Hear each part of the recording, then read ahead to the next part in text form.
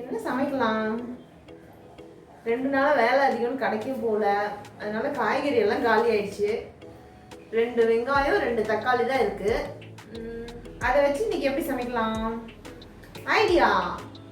2 தக்காளி 2 வெங்காயம் இருக்குது, அது கூட 2 முட்டையை போட்டோம்னா சூப்பரான ஒரு லஞ்ச் ரெசிபி ரெடி ஆயிரும். இன்றைக்கி அந்த சமையல் எப்படி செய்யறதுன்னு பார்க்கலாம். காய்கறி இல்லாத நேரத்தில் வெறும் தக்காளி வெங்காயத்தை மட்டும் வச்சு எப்படி சமைக்கிறதுன்னு இன்றைக்கி பார்க்க போகிறோம்.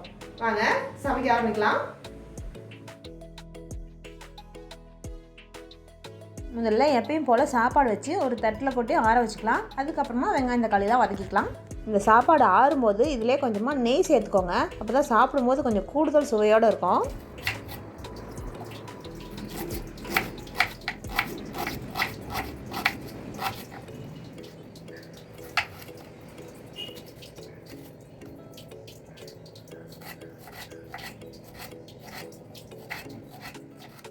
வெங்காயம் இந்த கல்லில் அரிஞ்சு வச்சுட்டோம். இனிமேல் இதை வதக்க ஆரம்பிக்கலாம்.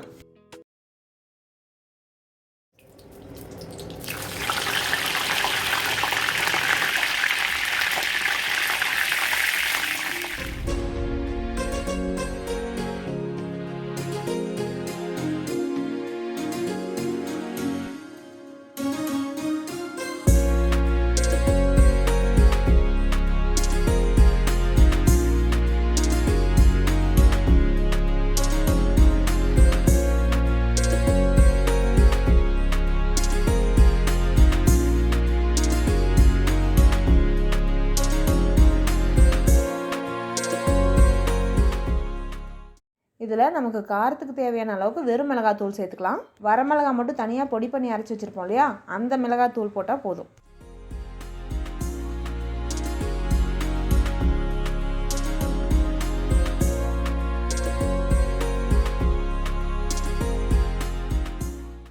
தக்காளி நல்லா வதங்கினதுக்கப்புறம் 2 முட்டை உடச்சி ஊற்றிக்கிறேன். முட்டை சாப்பிட மாட்டேங்கிறவங்க முட்டை ஊற்றாமல் இந்த வெங்காயம் தக்காளி வதக்கியிருக்கோம் இல்லையா, இதை அப்படியே சாப்பாட்டில் போட்டு கிளறி வச்சுக்கலாம்.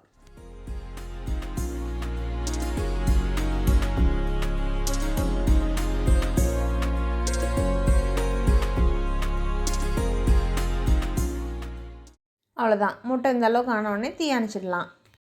இனிமேல் இந்த வதக்கி வச்ச வெங்காயம் தக்காளி முட்டையை சாப்பாட்டில் போட்டு நல்லா கலந்துக்க வேண்டியது தான்.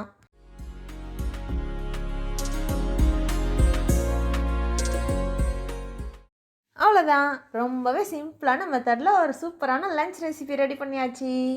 வேலையும் சுலபமாக முடிஞ்சிச்சு, அதே சமயத்தில் இதனுடைய டேஸ்ட்டும் ரொம்ப அருமையாக இருக்கும்.